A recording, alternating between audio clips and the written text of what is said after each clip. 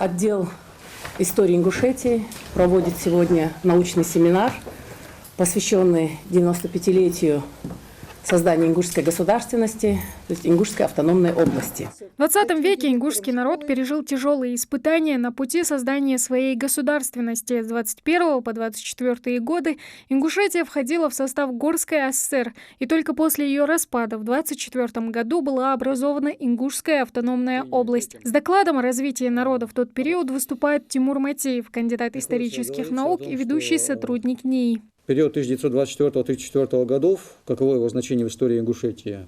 В том, в частности, что ни до, ни после этого в новой и новейшей истории не был в одних границах сведен исторический ареал расселения ингушей в такой мере, хотя он был, скажем так, не полностью сведен даже в этих границах, но, тем не менее, в этот период Ингушская автономная область охватывала наиболее полно по сравнению с предыдущим и последующими периодами исторический ареал расселения ингушей, что исключительно важно. Автономная область просуществовала только 10 лет, с 1924 по 1934 годы. Но именно это время, уверены ученые, по праву считается золотым временем в истории ингушского народа.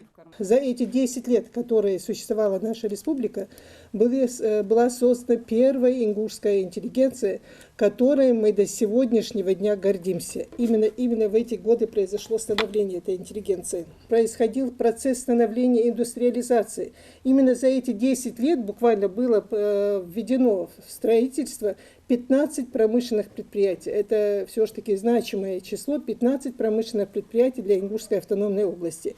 Для народа автономия значила очень много. С появлением собственной государственности среди ингушей активно стала развиваться медицина и культура. Большой рывок произошел и в образовании. За 10 лет существования Ингушской автономной области появился собственный алфавит, открылись школы, пункты ликвидации безграмотности и первый педагогический техникум. В Ингушской автономной области стали функционировать 16 школ с более 1000 учащимися.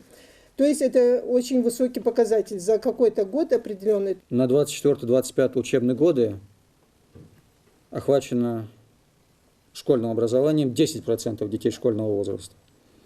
В 1925-26, то есть через год уже, почти двукратный рост, 18,5%.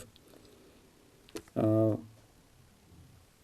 1926-27 годах, не считая школ, 29 ликпунктов, то есть пунктов по ликвидации безграмотности, через которые прошло 5718 человек. В далеком 1934 году автономная область перестала существовать, и на долгие 58 лет ингуши потеряли свою государственность в составе Чечено-Ингушской ССР. По словам Висенгирея Танкеева, это время стало периодом застоя для нашего народа. В основе развития любого народа лежит прежде всего государственность.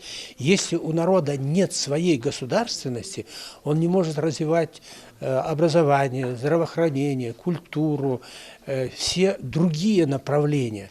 Именно государственность позволяет успешно решать все проблемы, которые стоят перед любым народом, в том числе и перед нашим народом. Лишь после распада Советского Союза Ингушетия вновь обрела статус самостоятельного субъекта России. И случилось это знаменательное для народа событие в 1992 году. Тамара Хашагульгова, Асхаб Белакиев, Новости 24.